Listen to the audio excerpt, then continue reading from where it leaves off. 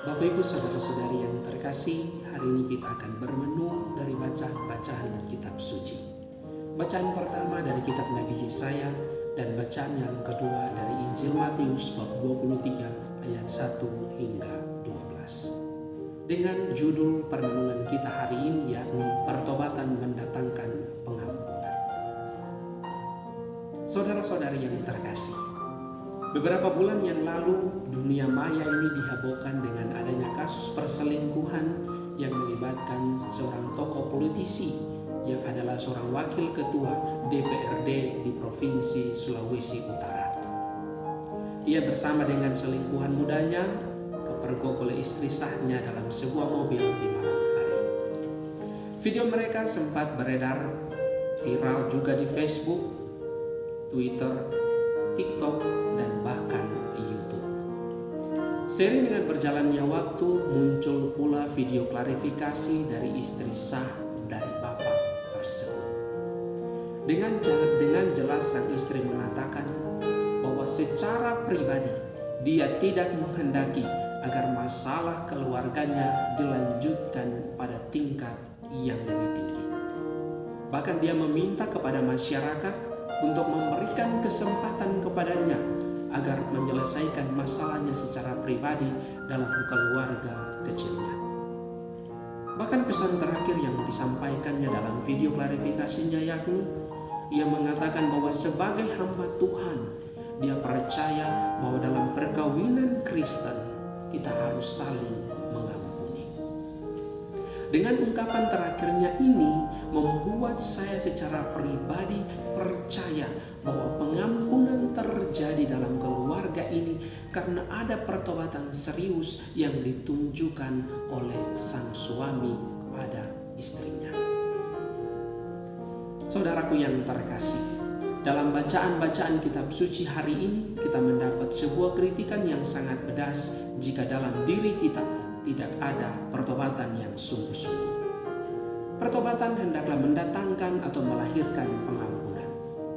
Dalam bacaan pertama, Nabi Yesaya berusaha untuk menasihati para pemimpin dan masyarakat untuk harus selalu dan senantiasa bertobat. Artinya, mereka harus berhenti berbuat jahat. Mereka harus melakukan perbuatan-perbuatan baik. Yesaya mengajak kita semua untuk kembali kepada jalan yang benar jika kita sudah tersesat. Kita diajak untuk rendah hati, mengakui segala kesalahan dan kelemahan kita, dan memberi diri untuk dibersihkan dari segala salah dan dosa-dosa kita. Yesaya mengatakan bahwa Tuhan kita, Tuhan yang kita imani, Tuhan yang kita percayai adalah Tuhan yang Maha Pengampun dan Maha Pengasih. Dalam bacaan Injil Matius bab 23 ayat 1 hingga dengan ayat yang ke-12 ada beberapa poin yang tentu menjadi permenungan kita hari ini. Yang pertama, Yesus berusaha mau memperdengarkan kepada kita tegurannya yang sangat keras kepada ahli-ahli Taurat dan orang-orang Farisi yang terus-menerus memakai topeng kerohanian. Bagi Yesus, mereka adalah orang munafik. Mereka hidup seolah-olah di dalam kesempurnaan, tetapi sebenarnya mereka itu jauh dari standar Allah. Bukan hanya di zaman Yesus, tetapi di zaman ini juga banyak juga dari kita yang hidup dengan memakai topeng kerohanian. Pertanyaan untuk kita hari ini adalah, apakah selama ini saya maupun Anda dan kita semua memakai topeng kerohanian itu? Apabila jawabannya adalah iya, maka mari pada kesempatan di masa Prapaskah ini kita membuka dan melepaskan topeng kerohanian itu. Sebagai pengikut Kristus, kita tidak perlu takut dengan kecacatan rohani yang kita miliki. Sebab Tuhan menerima kita sebagaimana kita ada hari ini. Hal yang kedua yang menjadi permenungan kita adalah Yesus menyatakan bahwa barang siapa yang terbesar di antara kamu, hendaklah ia menjadi pelayanmu. Hal ini mau menyadarkan kita bahwa segala sesuatu yang kita miliki adalah anugerah Tuhan dan ia bisa mengambilnya kapan saja jika ia kehendaki. Oleh karena itu, sebagai orang Kristen, kita diminta untuk tidak pernah berbangga diri dengan jabatan, status, pekerjaan yang ada pada diri kita. Karena suatu saat nanti semuanya ini hanyalah sia-sia di mata Tuhan.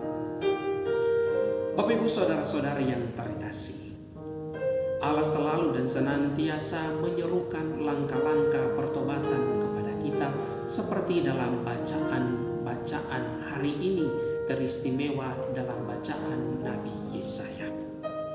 Yesaya berusaha dan tidak berhenti untuk menasihati kita agar kita berhenti berbuat jahat.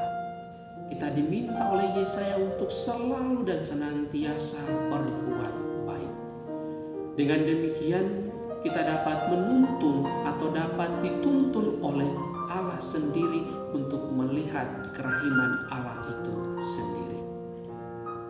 Janganlah berlaku munafik seperti ahli-ahli Taurat dan orang-orang Farisi dalam bacaan Injil hari ini, di mana mereka melakukan pertobatan yang semu karena hati mereka licik dan tidak benar.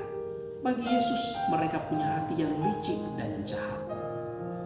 Tuhan Yesus menyadarkan kita bahwa pertobatan itu tidak lain adalah kita harus siap sedia untuk melayani dengan hati yang tulus. Pertanyaannya untuk kita hari ini juga adalah, sudahkah saya, Anda, kita semua di masa Prapaskah ini punya hati bagi saudara-saudara kita atau bagi sesama kita? Saudaraku yang terkasih, sebagaimana dalam cerita di atas tadi, seorang istri mampu mengampuni suaminya karena perbuatan salah dan dosanya, maka saya percaya juga bahwa Tuhan kita, Allah yang kita imani, Allah yang kita percayai, mampu juga memberikan pengampunan kepada kita jika kita mau menunjukkan sikap pertobatan yang sejati, yang sungguh-sungguh dan bukan berpura-pura. Jika semua ini kita lakukan, maka saya percaya dengan sungguh-sungguh bahwa pengampunan itu datang bagi kita karena pertobatan sungguh-sungguh yang lahir dari hati dan batin kita. Mari di masa Prapaskah ini kita menyadari akan salah dan dosa-dosa kita dan kita memohon ampun. Gereja selalu membuka diri dengan sakramen pertobatan. Oleh karena itu, mari datanglah kepada gereja untuk mengampuni salah-salah dan dosa-dosa kita. Semoga rahmat Allah menolong dan membantu kita. Dalam nama Bapa dan Putra dan Roh